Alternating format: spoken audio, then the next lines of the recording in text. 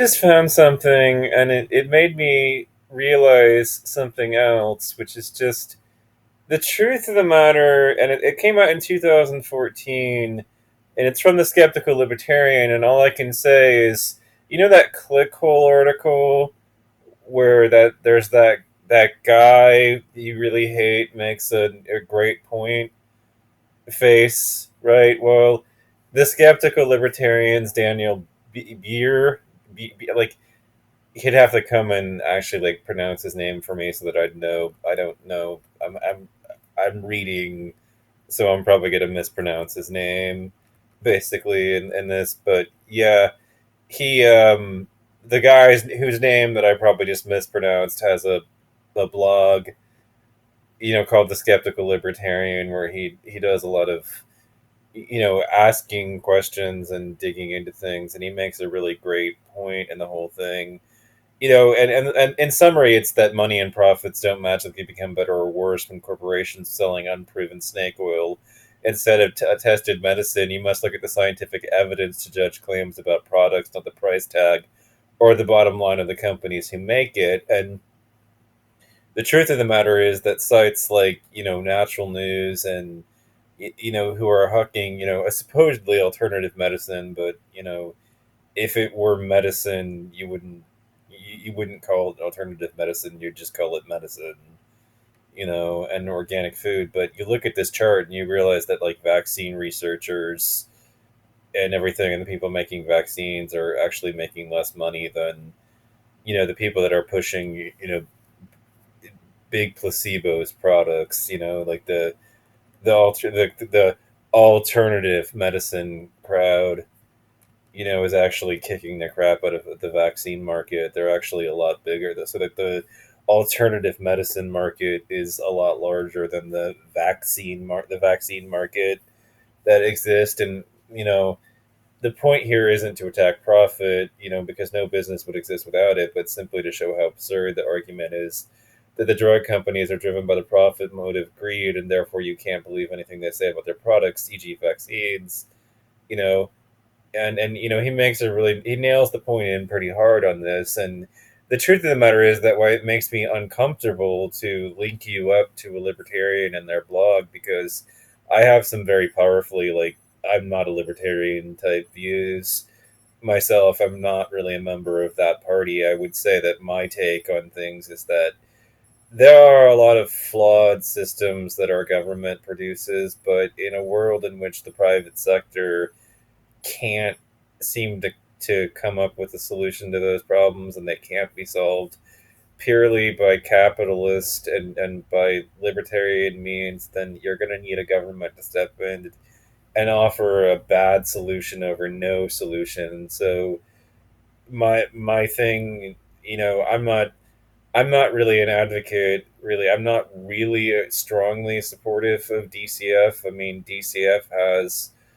a deeply flawed organization in what it does. But would you really want to be living in a world with no solution on that front for when parents abuse children and their children? It's a just throwing it out there. I mean, we have to do right by America's children, even if they are somebody else's kids. Ultimately, it takes a village. And the truth of the matter is that not everybody is a good parent, in our society, unfortunately. And, you know, that does create a bit of a problem in that how is the private sector going to respond to and solve that problem? The government, like, if a parent is abusing their children, what is the private sector going to do about it? Is the question that I have for libertarians. Like, so it's on that basis that I think that a lot of my logic actually follows, that you need an actual government to step in, because of the fact that child abuse is a reality in American society. And so while I don't like the solution that we have now, the problem is just, I have no incentive to basically, advocate for a revolution, or to push for a different world than the one we're in, until some option emerges that's actually better than the one that we have. It's a bad system. I will give you all that. Anybody that's a critic of DCF, I'm not saying that you're wrong. It's just, unfortunately, you know that bad solution in a lot of cases, when it's the only thing that we have, is a lot better than no solution, beyond the books at all. And it's on that basis that I think that governments, are necessary. It's necessary sometimes. And so basically, what I'm trying to say is that some problems the private sector is not capable of solving on its own, and it needs a government to take care of for them.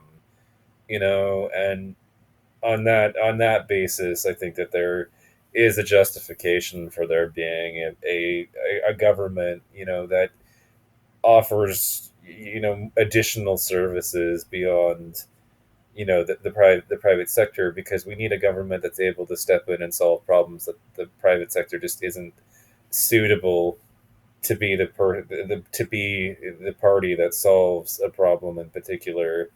And it is an issue of suitability. It doesn't really seem like the private sector would be suited to solve a problem like abusive parents. Where I'm basically saying. And so there are some problems that the private sector isn't really able to deal with, and in those cases, wouldn't it make sense for there to be a government to step in? And I'm trying my very best to make my points here on all of this, because I know that you guys you have a different thing. But see, the big thing that the skeptical libertarian got me thinking is that, and this is the larger point to this video. I know that I've been rambling a bit, but that's because there's a lot of things that I wanted to go over today. But this article doesn't actually get into it, unfortunately. But this article got me thinking, as I'm reading it, one of the thoughts that I had reading his blog that, isn't mentioned in it, is that in today's society, most people believe that we already live in a meritocracy, but it doesn't.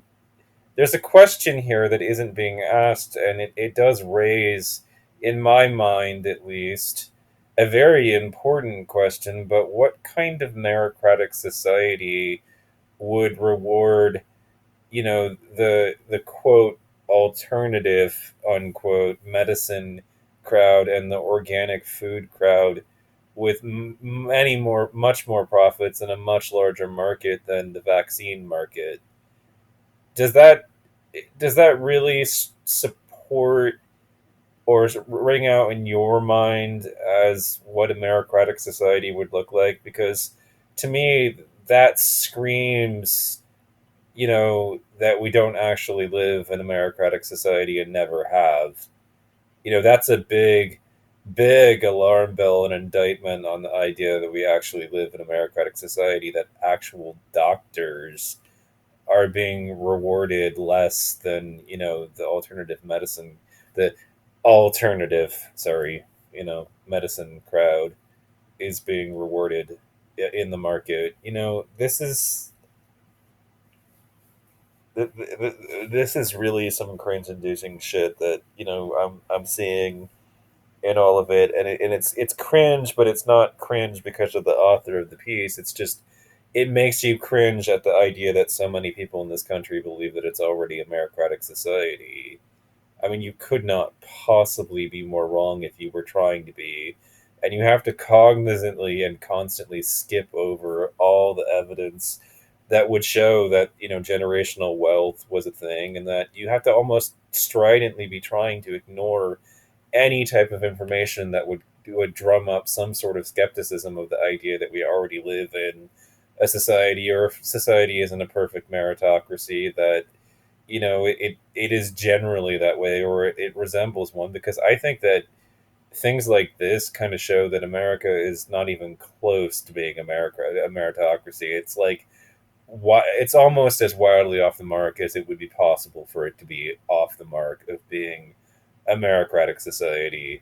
I mean, this almost couldn't be a bigger indictment, showing that just how far this country strives from being a meritocratic society, Eddie.